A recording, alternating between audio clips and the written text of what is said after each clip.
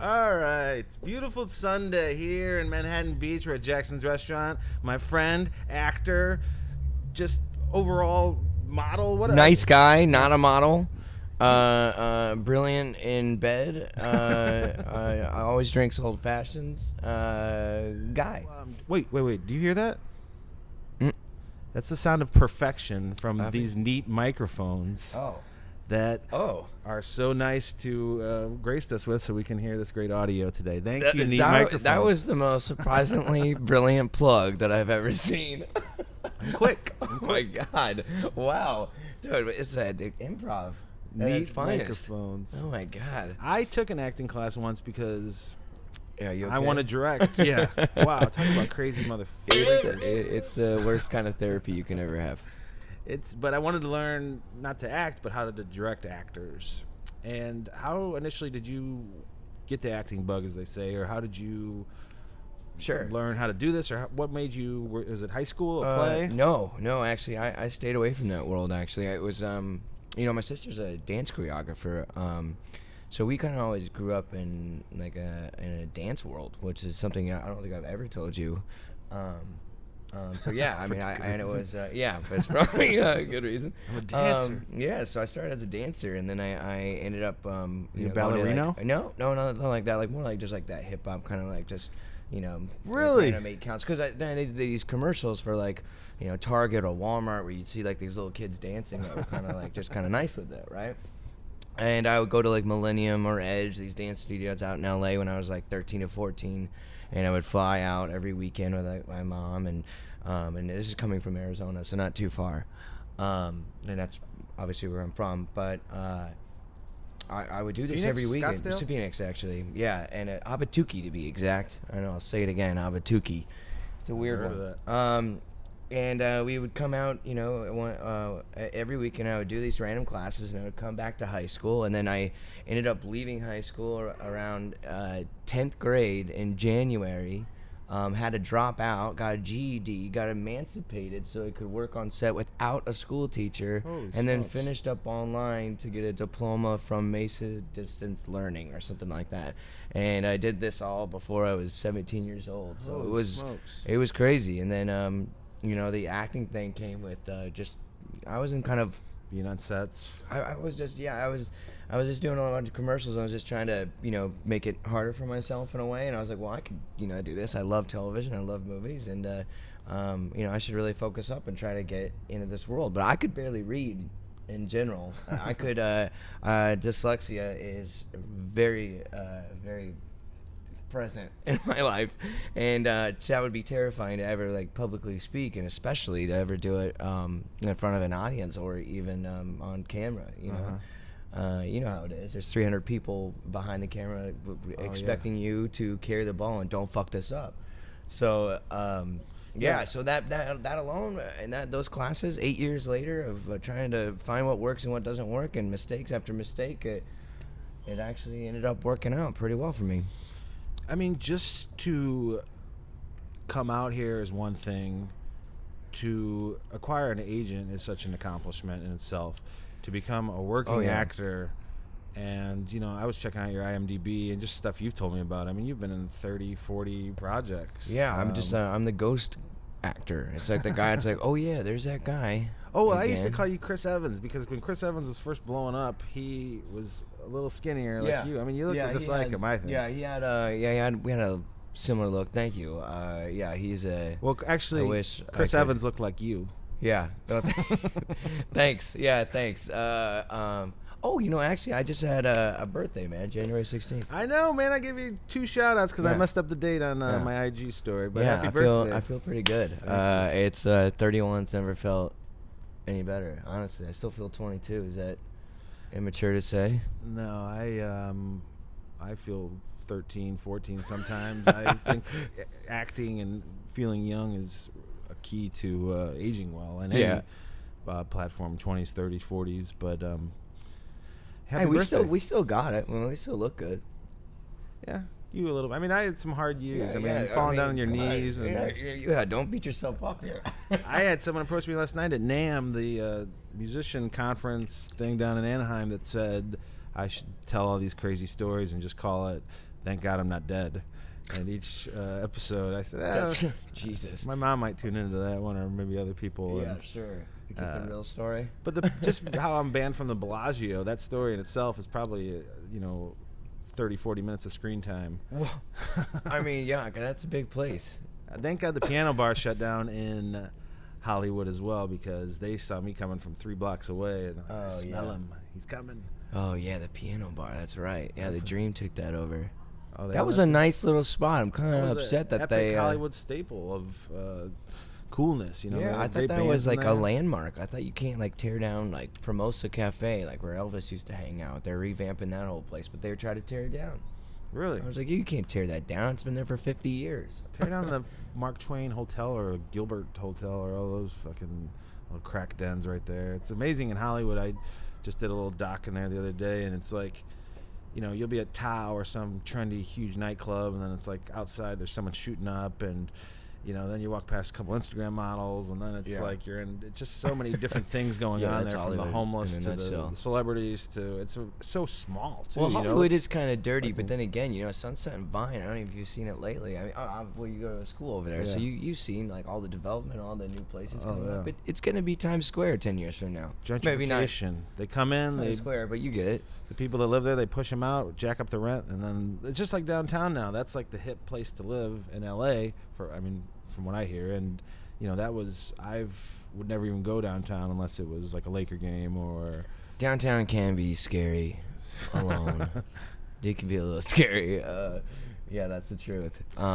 Let's get back to acting. I have so many friends, and I think it's just instrumental. We meet the creatives. That's kind of what we do on this show, and talk to photographers and actors and musicians. And what's the process for one to take when you decide you want to go? I mean, another thing I think to make aware to everyone is, a lot of people, everyone gets a little bit of fame now with Instagram, Facebook, Twitter. You can make yourself, you have a voice, you can, especially from the female perspective, because you can get on, if you're a good-looking girl, and just put a picture of yourself with some live, laugh, love quote, and you get 300 likes. Maybe get a little titty or something. And, then it's like you get that rush of dopamine where you're feeling like a star, kind of. You get that absolutely. Kim Kardashian effect. But one thing to know is every girl in every little small town in America wants to make it. And the buses are passing each other from Hollywood to Iowa City or wherever the hell you're coming from or going on the way out and the way in. Yeah. When you come out here, it's always Ohio. Why or Texas, right? That's the crossroads of America. Oh no, Indiana is where I was born. Actually, I should know that.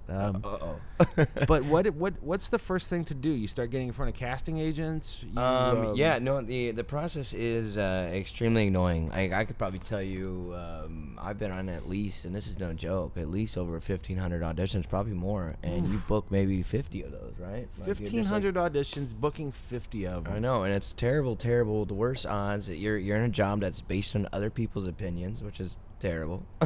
And you understand, even on the music side, that's even worse. Yeah. The process is they always say, well, enjoy the journey, right? But then well, fuck you guys, you're not in it. And then also my piece of advice that I always say to anyone starting doing this or like just thinking about doing it, I say it always gets worse. And there is a positive out of that. It always gets worse. I know it might be kind of cynical, but it's true. It's gonna get worse, and if you expect that, then if you do well, and then it will get better. There's only one way to go at your lowest, right? Even the actors I know that are, like your status, have been in a ton of different projects, know their way around, and know the right people. Yeah. It's even, Chris Pratt has to audition sometimes, I'm sure. Sure. Maybe not now, but a few years ago. I mean, everybody is, fighting for roles. It's so competitive. It's the worst. I mean, you have to truly be talented, one. I got a great story for you. Bring it on, please. Okay, so this is a casting process of a movie called The Boy Next Door.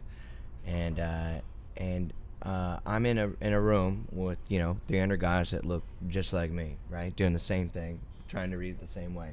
So there is some kind of like a level and ability of like you trying to get past the other guy with like a certain like technical or like a good a good audition, you're gonna win and stuff like that. But so when I went for this movie, The Boy Next Door, which is a terrible movie, by the way, it got like 11% on Rotten Tomatoes, not good, but a big studio film, and they gave Once Upon a Time a bad review. Yeah, well, Fuck them. stay with me. Critics. So I'm going to the audition, and I do well, and then they're like, all right, well, we have you for a callback, which is like, just another bullshit formality of just saying, hey, come on back, do the same thing again in front of the producers. Great. And then once I did that, I went to the next stage, which was me going to Jennifer Lopez's house in Calabasas. And this was the most surreal moment of my life. And it's a pretty intimate movie and also script. It's about like an 18-year-old kid that's in school that obviously falls in love with his teacher that he tries to kill. Like The Other Side of Swim Fan. Remember that movie? Yeah. Like that shit. So I go to her house and I'm sitting there in her, her crazy estate, and there's horses running around. Time out. Was this the movie that came out like 3 years ago? Yeah. Okay, yeah. Yes. That was a giant film. Yeah, it was. And I'm sitting in her dance studio, and I'm sitting there and going, wow, this is pretty cool. I can't believe I'm here. And at that point, I've never played any like bad, sinister kind of roles. I was just very like campy and like everything's fine and like pat me a little puppy dog style or whatever. And Zac Efron walks in, and this other guy walks in, Brian something. I think the guy that booked it was one of her dancers. So I'm like, great. Well, here we go. And I think Zac Efron was just getting out of rehab like that next day. These guys don't go through the process. These guys just get a phone call, and they just walk in. So, am I the fluffer? I don't know. So I'm like, yo, okay, here we go. So they asked me to go first. Is it? They asked me to go first, so I'm like, okay. And I walk in, and I'm like, well, I gotta, I'm in her movie theater. What's the setup? You're in her dance theater? Yeah, no, I'm in her dance studio. Like, there's mirrors, like a real dance studio. And then that was the waiting room for us. And then we walked into her movie theater room, and I met her, right outside the door. And I was like, oh my God, it's her. And come on, it's every boy's dream, right? You're like, oh my God, it's her. And I was like, walking pretty pompous of going like, well, I have to set the tone here. Like, I gotta go full physical. I gotta go in there. Like, so I asked her, I was like, hey, I know the scene kind of requires some intimacy. Do you mind if and she's like, oh yeah, go for it. I was like, oh shit, all right, here we go. So in front of these people, I'm almost shaken, right? Because it's like, dude, what's there, like a couple producers?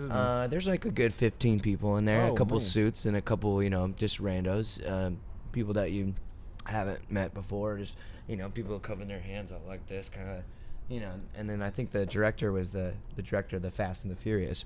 So we had some rapport because he was from Gilbert, Arizona. Anyway, moving on, he kind of set it up for us, and it was just her and I, and I'm touching her, and I'm kissing her from her ear to her neck down to her lips, and then she throws me off, and it was great. I got to kiss J-Lo, and I walked out of there just so chipper, but I messed up every single line, and I couldn't get it together, and then I had to pull back from my choice of going full physical, and I walked back out.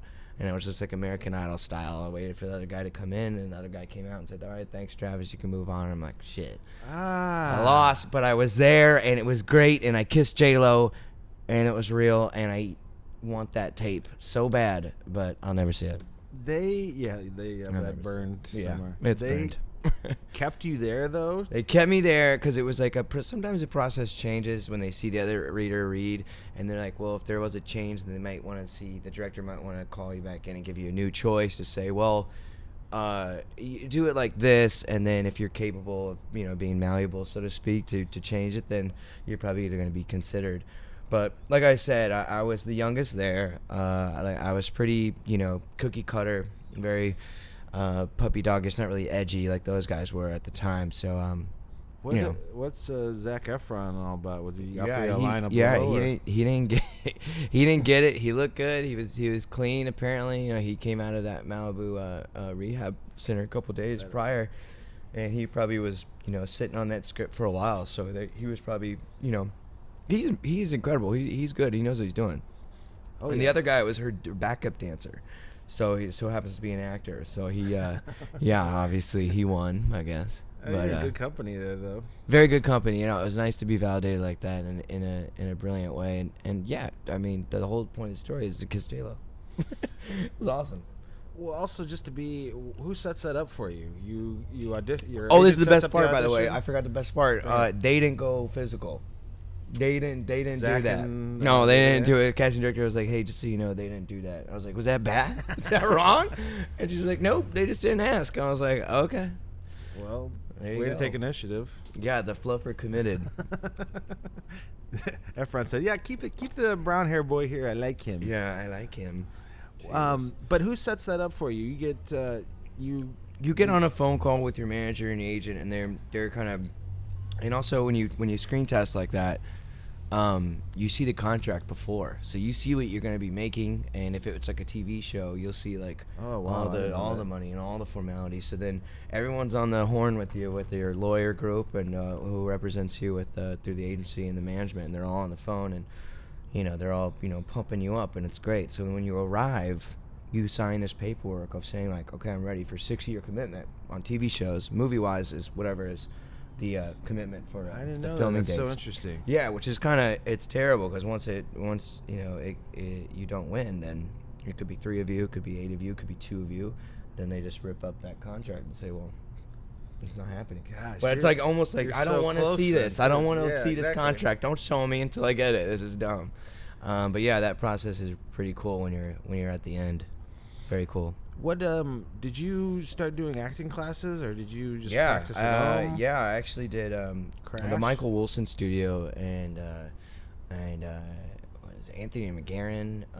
I went to a lot of different coaches because I kept seeing all of us kind of making the same choices within the same class. So I was like, well, I don't want to sound like the next guy. I got to go to a different coach, and then I would, something was wrong or something worked, and then I would, like I said. Be malleable again. I'm just like trying to bend and find out what's gonna work and what's not gonna work. And then, it was nice to see all those different coaches and all those teachers.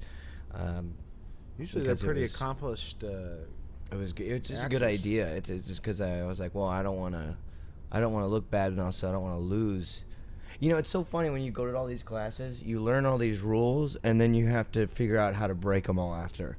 And that's the most difficult part about the art. What do you mean? You have to break them? You have to like like acting is acting without acting, right?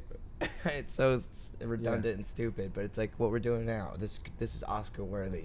If you can mimic this again without like seeing a tell or knowing like, okay, I'm acting now or I'm not acting now, then then it's it can be really brilliant. It could be really organic. It could be nice. It could be real. And someone can really believe you, like you're saying it for the first time. It's a performance. It is, yeah. It's a, they always say like actors are the best lawyers. So it's we're not lying. We're telling the truth within the moment. Especially method actors. What does method actor mean? It's you believe you're the character even outside the set you go down 5 senses, so it's like you know what that person eats, smells like, okay. Sees, and wakes up in the morning with. It's all that. If you really want to go in, you can really go in. Are you dabbling in the dark side sometimes when you have to go in these characters? I mean, they're exploring parts of your brain. Yeah, I mean, seems now like that. So since after J-Lo, I've always been playing the bad guy, so I've always told myself I would never mess this up again, because I was so upset that I was kind of felt like I was, like I was puppy dogged. So I was like, I'm never gonna. I'm edgy now. Like this is it. And then and that's how I became playing the bad guys. But that was the process. Sometimes you take that home when you go too dark, and then you kind of like you feel kind of like this powerful kind of human because someone just allowed you to be so cynical and evil. Not that I'm a murderer or anything. You're I'm the just nicest saying. person I've probably met in Hollywood, I'm just actually. saying you can come home and feel like you can be someone else for a little bit, and it is exciting. But then also it's you got to keep yourself in check. It's a lot harder than most people would think, though, because Heath Ledger took it home. Joker. What's that? Heath Ledger took it home. The Joker. Oh yeah. He never left took it all that. the If way you ever home saw to the Dr. grave. Parnassus after that movie that he did after the Joker, after the Dark Knight. He did a film after that. I thought people Yeah, had to he come did. in and finish his. And then they did. He only shot Reshoots? a quarter of it, and then then Johnny Depp and Colin Farrell took over for him, and then I think Jude Law. Oh, so trying to there is remember. performances from those actors in The Dark Knight. So if you're looking at it, it might not be Heath Ledger. It could be some other? No. Heath Ledger, when he shot The Dark Knight, he left, the set, and he was done with the movie, and he started this new movie with Christopher Plummer. Okay. And it was Dr. Parnassus of something or whatever it was called. And Johnny Depp and Colin Farrell and Jude Law had a finish filling for him because he died. But I think that he talk about method acting as in he probably took that all that home and all that weight and emotion and that craziness. Oh yeah, big time. He used it. He loved it. On all kinds of drugs, couldn't go to sleep, and Xanax, and so. But some of those scenes then are gonna have.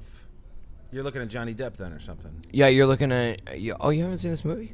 I've seen Dark Knight, but I don't. I mean the Dr. Parnassus. I never even heard of it. It's a weird movie. It's a weird movie, but Andrew Garfield. Love him. Yeah, he's in it.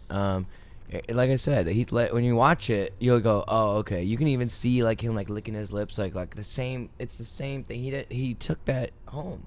He couldn't get out of it, and he was, and also there was little ticks that you would see, somebody on speed would be, So it's I know he was doing some of that too. I think, pretty sure. I know he was on a couple pills, and a couple different Ambien, boys that were. Xanax. Yeah, that whole story. Let him kind of loose and let him kind of what that shit he would do in the movie. You did that good. You are and an then, actor. yeah, stop it. And then and he did that in the other movie, and you don't really see that. I think the only other movie that he's ever kind of gone to that threshold of being weird is Candy. And that's another weird dark boy, very weird. Is he a male prostitute in that? I don't know. Okay. I haven't seen it in a long time, but I know the front cover is him just strung out, just out cold, and it just looks bad. See, those roles are something that actors probably love, that they can sink their teeth into, but at the same time, it's not worth that. Nothing's worth that. I know, but it's sometimes people have to find a release or a way to be to come back to who they are or remind themselves. Maybe you have to write something down. I don't know. I'm not a method actor, so I wouldn't really know. But I feel to go method, it's something that's never happened to you, or it's the unknown. So it's well, you have to. I guess you have to fully engulf yourself, because then no one will believe you, and you're not gonna win, and it's gonna look bad, and if you don't, right? So it's well, I'm going in, but you're gonna be the weirdo. And everyone's gonna treat you oddly. Who'd Jim Carrey play? Andy Kaufman. There's a yes. documentary. Oh yeah. Oh yes. Oh God. Yeah. I didn't realize how. There's a documentary behind the scenes of when he would, for a year, he didn't come out of character of Andy Kaufman. I didn't know that. And people on set were like, "This guy's fucking nuts." Even the weirdest thing is his family shows up and was treating him like Andy Kaufman. That was weird. And it's okay, come on, Jim. Don't talk to the family. Just get out of here. Yeah. Go back to your trailer.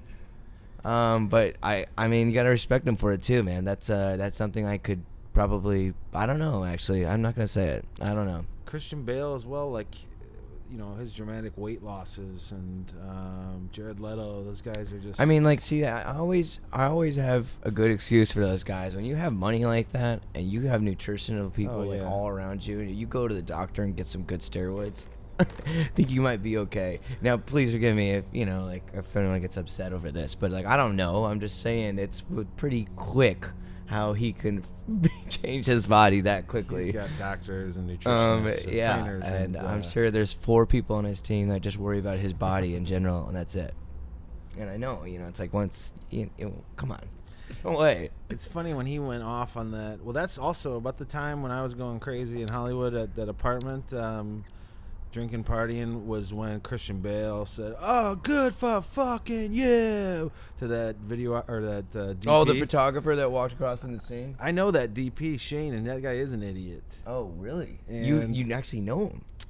I've been on a set that he's been on, and he's a menace everywhere he goes. So Christian Bale, we don't blame you. We stand with Christian. We don't think you were out of line. Yeah, you don't. You wouldn't understand, especially when you've been shooting all day and you're trying to get this shot. And you're and one guy just takes one guy or one cell phone ring or just one drop of a pen. You go, I just did this, and now I got to do it again and again and again because of you. It could be frustrating, but yeah, it was that was funny. I actually did dude, this is even funnier. We used that joke in a play at Universal Studios called Halloween Horror Nights, and it was like a thing that I did during the summer. It was like a stage dance show, and that you went to Halloween Horror Nights at Universal Studios, and you would go see this show, and it was Bill and Ted's Excellent Halloween Adventure. So it was Bill and Ted's, and they, instead of going to historical places, they would go to movies, and we would make all these spoof jokes. It was like Scary Movie on stage live, and they used that bit with that voiceover with some guy walking out, and when Bill and Ted went into that movie, and that's pretty funny. They just have like some idiot walking across the stage, and he freaked out. Yeah, that was hot for a minute everywhere. I was at Bonnaroo Music Festival walking around talking to myself, yelling at everywhere, yelling at a cinematographer. Everyone's videoing me. I did that for like a year. Just good for you. I feel like your subconscious likes it. Like I feel like I mean when you're when you're on autopilot like that, and you like people are filming you, because you can see you can see it, and you're kind of like, yeah, let's do it. Yep, keep going, baby. Keep filming me. Sure. I need attention. That's what brought me out here. I thought I was, I learned to play guitar when I was like 15, and I came out here when I was 23. I thought they were giving record contracts out at LAX airport, and it's, anything but that. You could be the most talented singer-songwriter, the most insanely gifted actor, and you probably won't even get noticed. You might get a couple little... Oh, it happens all the time. Yeah. There's a few people where I'm like, wow, that guy is way better than or gal. It's like, wow, they got skills, and they're not even represented, like stuff like that. Mm-hmm. Like, you're like, dude, that's crazy. A lot of these top actors, even like Ricky Gervais said on the Golden Globes, was, are actors even actors anymore? They're almost just, Instagram models on steroids. Oh yeah, I did catch that. And that's the truth, though. It's a lot of these guys really is. Your job's to look pretty, and you say the most bullshit lines. And I hate it. I hate Instagram because I think why I hate it is because I'm so bad at it. Yeah, and you're not I don't active know on it at all. I'm not. I'm not. But I hate it. Like, dude, I just got it again. In last February. So like I've been off the grid for 7 years, and I've never felt better. But I'm just saying, you were off it that long? Yeah, 7 years. I think because I was bitter after I lost that show on ABC, The Gates. After it got canceled, and I was like, well, forget this. No one's like me, and I had 10,000 followers, and I deleted every picture. I deleted everything, and it was like, yeah. Like, stick it to the man. And I'm like, no, there's no man to stick it to, buddy. And then everyone's like, oh, you had this kind of weight. And I'm like, yeah, well, but I'll do it again. But it's not even almost social media at this point with Instagram. Facebook's a fucking nightmare because it's just arguing. And I don't even touch it. Not even on it. Can't even. Oh, great. Never been on it. I noticed you're not on Facebook. But Instagram, it's like you need it to display what you're doing. It's such a useful tool. I mean, like Chris D'Elia, I see him all the time at Laugh Factory. I get that. He made his whole career just by doing funny little 10-second videos. And right. I think when he does his Eminem bit. And he started, Justin Bieber saw one, reposted it, and then all of a sudden, you have 100,000 people looking at you as opposed to 3,000. Yeah, that's true. And then you got to keep coming up with content. And it's, I guess I get like spiteful in a way where I'm like, who's gonna see this? Really, like, I'm not gonna put it up. It's like, no, I'll put it up. Put it up. Show them what we're doing. And I do when I do work, like when this movie happens, like you're gonna see some footage, you're gonna see some pictures. Like I'll dance a little bit, all right. I'll get in there.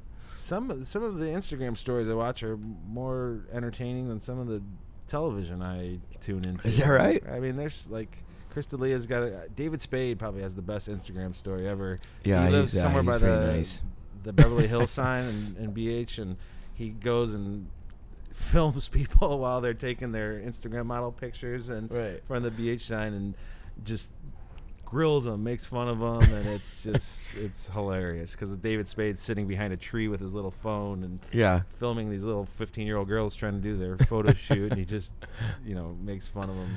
It's but yeah, I mean I enjoy going on musicians, especially.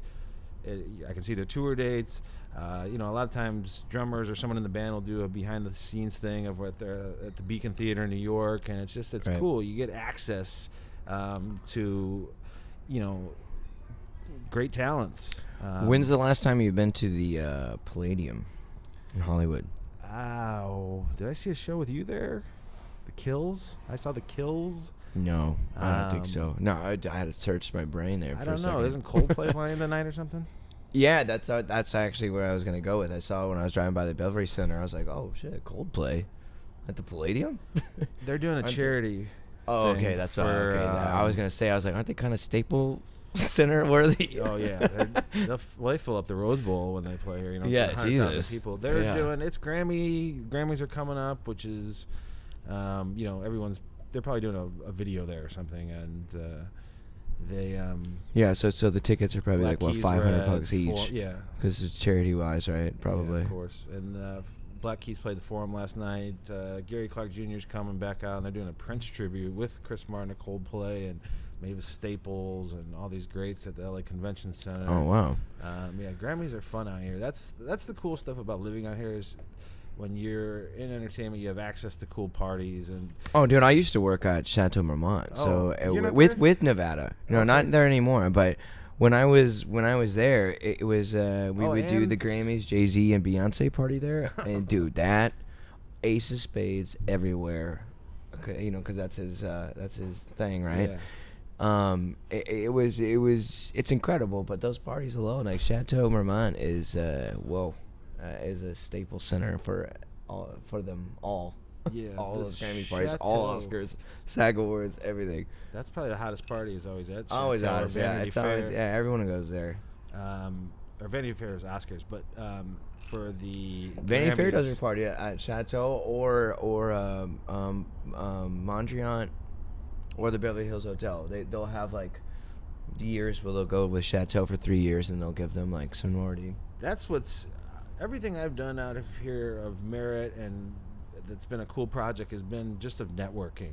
It's been because I know somebody and I get to tag along, and then this person's a creative or a producer, and then they'll put you in something or give you a job on set.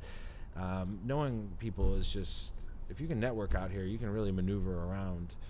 I was at the Grammy party one year. I'm sitting there taking shots with Jeff Ross, Baba Booey from the Howard Stern Show, Elvis Presley's ex-wife, and like Brandon Jenner or something, and like one of the American Idol contestants and Alabama Shakes. We're all sitting there doing a shot game. Alabama Shakes, they're amazing. Brittany Howard, I love them. Fucking revelation.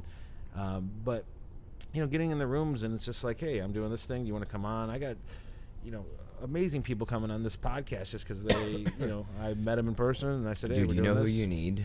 Do you need to get in contact with this girl from Norway? She's 13 years old. Greta and Thunberg? She sounds like Audrey or something. Wait. Greta Thunberg. Wait, okay. I was like, wait, no, God, not her. Not her. How dare you? Not her. No, she's. How dare you? She's too busy trying to save the world. On Instagram. Yeah, on Instagram. No, I'm talking about this girl that she sang a cover for from Queen. And her arrangement of how she actually did it was so nice and so brilliant and so Bohemian jazzy. Rhapsody? No. What was it? Oh God, it's gonna kill me. I'm gonna look it up simultaneously as we're talking here. Sure.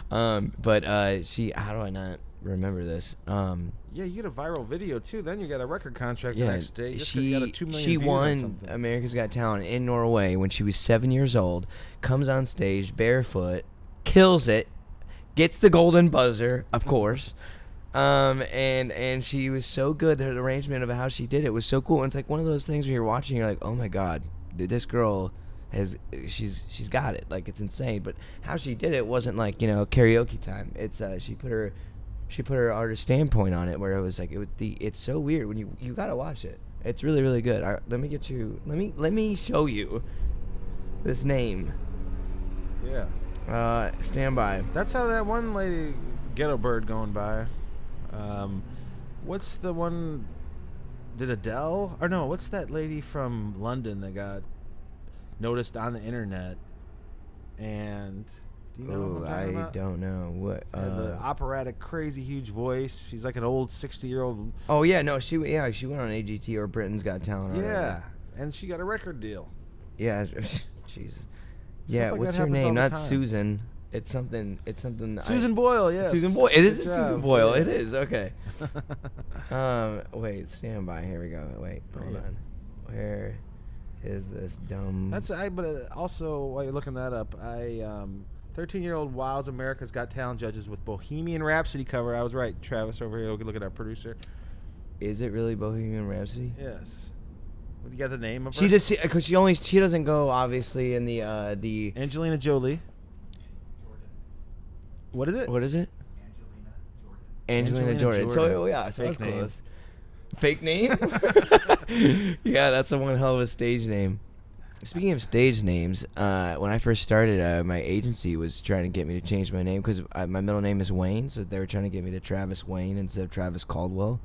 Travis And I was Wayne? like Travis Wayne. I was like, that sounds nice, but I think I might be. Fresh out of Beaumont, Texas. Yeah, Travis how you Wayne. doing there, Travis Wayne Caldwell? I'll play the bad guy. Yeah, I play bad guy. That's it. Dude, have you seen Nocturnal Animals by Tom Ford's film? Yeah, how he always shows up to set in a suit every day to direct. In a suit, a full 3-piece suit. He's not a hands-on director like that. Yeah, where he really hands-on. does. Yep, He's not just full a no-show 3-piece job suit. title. No matter what, like necktie, neck bar, and even that little thing that goes under the tie. I don't even know what that is, but it looks cool. It goes like right underneath the tie like this, and it pushes it out so it makes it more prominent. But it's I know a what silver that's called. I bar, forget. and then he has a bar tie, and then the bar, but Jesus, but. Yeah, That's how he directs. It's dude, directing a movie in a 3-piece suit, like classic 1920s. The only reason I thought of that film was because they shoot that in Texas, and it's those guys that kidnap Jake Gyllenhaal's family, rape and kill him. No, is it what? Those Amy guys Adams look like in their that? name, Amy Travis Adams Wayne. in- What's that? Amy Adams is in that. Yeah. Yeah, that's right. Travis Wayne. They Jesus. it actually the last scene's filmed at that. What's the name of that Japanese restaurant on top of Hollywood Hills right there? Yoshimuro. Yeah. I think no, that's the fast food restaurant. No. You should know a beef bowl. No, yeah. No, it's Yoshinoya wait. beef bowl is disgusting. No, wait, what's that place called? I know what you're talking about, above the Magic Castle, right? Yeah. Yeah, I know what you're talking about. It's this old, gigantic Japanese restaurant that sits in the Hollywood Hills, and that last scene of Nocturnal Animals is filmed there. It's amazing. It's something with a Y. I know it's something with a Y. We need somebody. I just said to my buddy that's. Yeah, we're gonna cue the producing producer again. this, Get the drop top behind us. We wait, what was I gonna? Ayo, I see you. Oh wait, I forgot what I was gonna say. talking about I watched this documentary yesterday on Hulu, and I think it's not Steve Rogers. It's something Rogers, this magician who's blind, and he's a card mechanic. So there's an illusionist, there's a magician, and there's a mechanic, and magicians, I guess, so to speak, don't only like respect mechanics, but they respect the skill because it's a cheat, so to speak, like in a gambling world. Mm-hmm. And he's so good at it and can't see anything. And I'm like, how can you know? Like, how do you know? He doesn't speak Braille either because he hates it. And doesn't accept the fact that he's blind, which is awesome. But then again, he's so cool. You gotta watch it. It's on Hulu. It's called Dealt or Deal. I think it's called Dealt. And Wow. he is incredible. And he is so good. He never puts down a deck of cards. I was at NAMM yesterday, this musicians conference thing, whatever. It's just like a giant guitar center, but they're like, yeah, Stevie Wonder always comes every day from like 8 to 5. I'm like, what the fuck does he do here? I'm sure. Do you it's believe nice. that he's not? Or do you think I he's? think he's not blind. You don't think he's not blind? Did you ever hear the Shaq story in the elevator, where Shaq was in the elevator, like back when they used to live in the same building, I guess, which is kind of odd. Out here? Yeah, no, I think it was New York. Oh wow, Shaq and Maybe Stevie? I might be very wrong, but I know the location wise. But he said this. And he was like in an elevator with Stevie Wonder, and Stevie Wonder's like, "Hey, what's up, Big Diesel?" Oh, yeah. and he's like, "Oh, he saw me." But I was like, "Well, what kind of building were you living in at the time where Stevie Wonder was just getting up, or is he cool enough, or like was Shaq cool enough? Like when this had to be later in life, right? Because if they're living in the same building, they had to be pretty prestigious. It's not two young guys. I think it was after the fact, but like still." Those In apartments they live the New elevator, York. why would he reveal himself? Maybe he can see just a little. Yeah. Maybe What's just that a little. Who's that? What's that comic that he's like, can't we get Stevie a fucking peek? Wasn't it Dave No.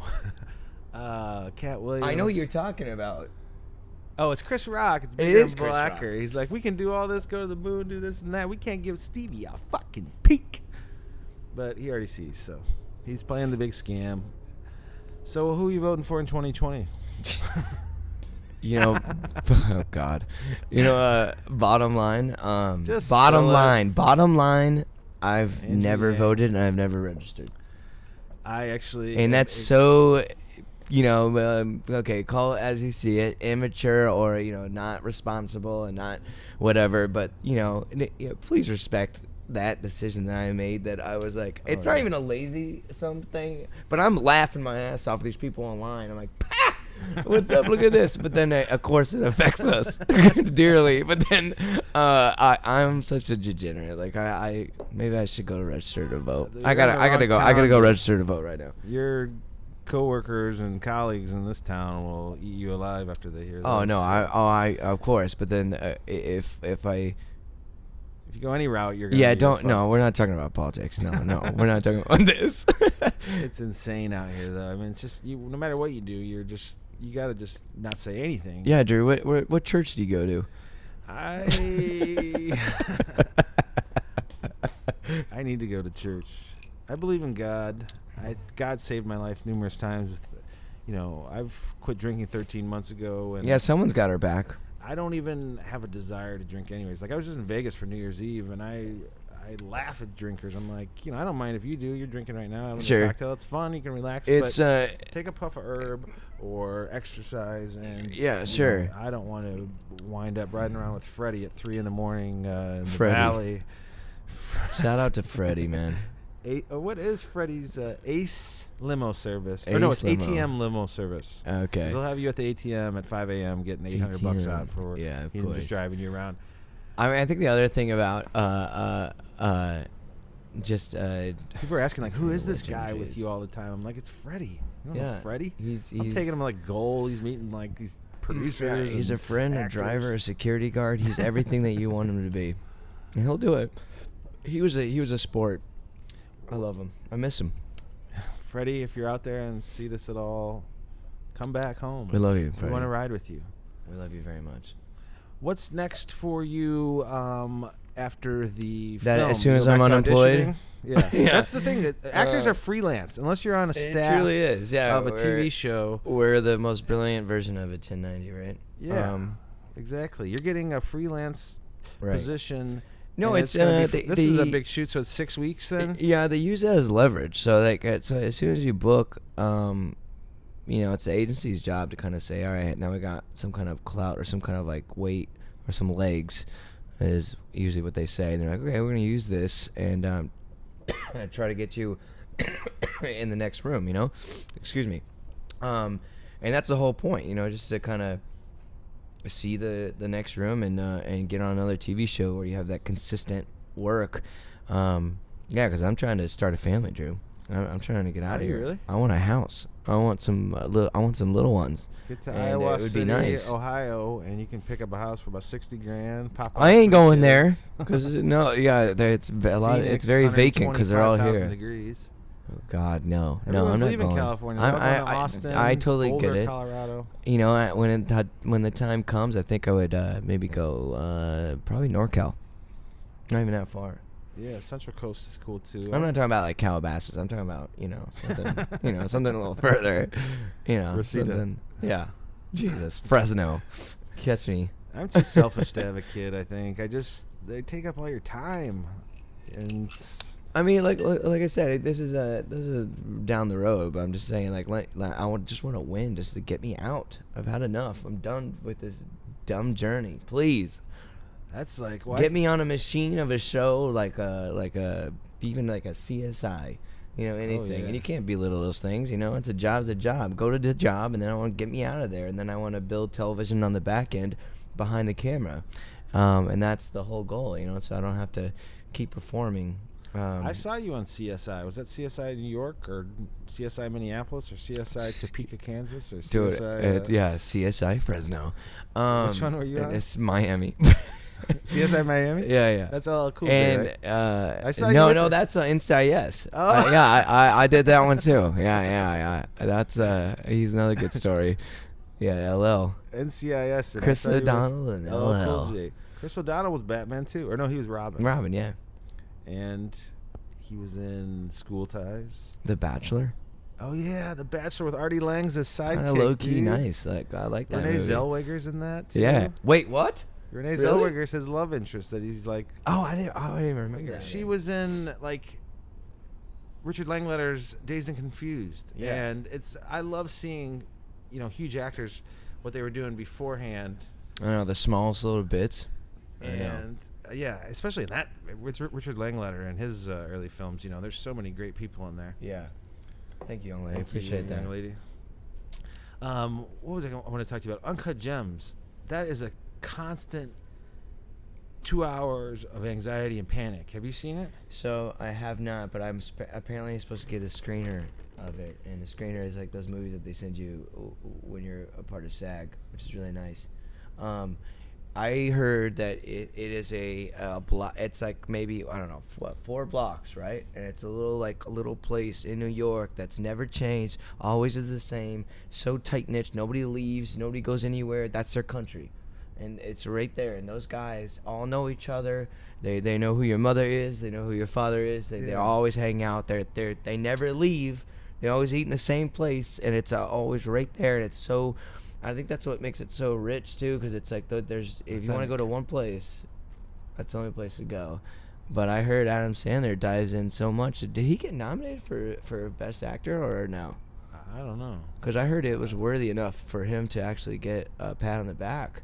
I mean, it was great. I don't think it's better like, than Joaquin's performance, but but I'm just saying, like, to be in that. He's yeah. never been nominated in a world like the guy that. Did remember his audio CDs that he had when you were a kid about shoving a shampoo bottle up your ass and then shove it up your ass? God. At a medium pace. To go from that to now being nominated for Best Actor. I thought he'd be nominated for Punch Drunk Love. Also Spanglish. That was good. Spanglish is good, but it's like he's just always the kind. But Uncut Gems, that's what I was saying. Like risk value. Like, was there a lot of risk that he took? Like, it couldn't. I mean, what did he really change who he is? Like, no, it's still Adam Sandler. He's just kind of who he is always. But he's really good in that. It's the way they shot it, also 80 millimeter, and it's just a constant stress. I mean, I saw it right next door in this theater. What they shooting on? Is that because it looks like the tone is like almost blue.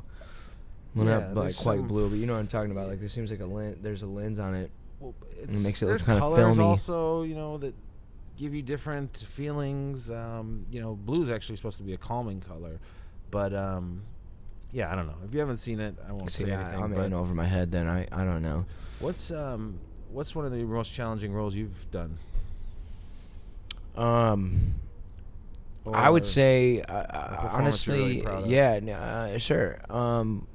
I would say that first bad guy that I ever transitioned over to, because I think I went so far because I was like, it was Criminal Minds, and I know it's not as prestigious as it might sound, because it's a show that's like one of those machines of a show, and they do them all the time, but like, you take it really importantly, and like, it's one of those episodes that actually got like a lot of recognition and a lot of like credit and like a lot of like good like feedback of going like, hey, this is the one episode that's like fan favorite kind of thing out of all the seasons. Maybe not the number one, but I'm just saying it's up there, of looking really good and how it was actually built and the script. And those writers, they do this all the time, right?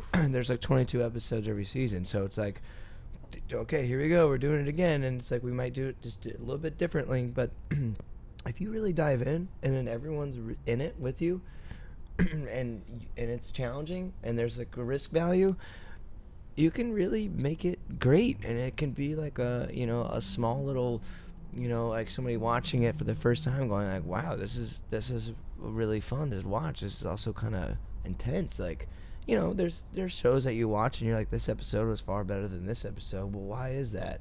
Is it the actors that are diving in? I mean, is it the script and how it was built?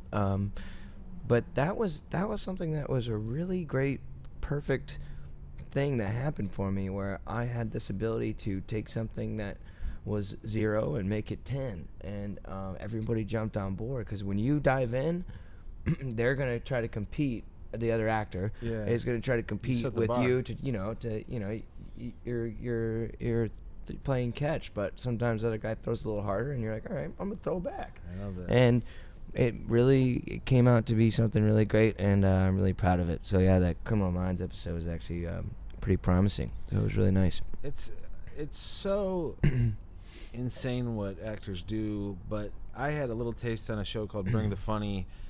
I had one line.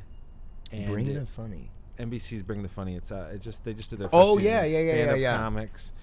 I'm like an extra with a line, pretty much, to step up from. Just like in a small bit.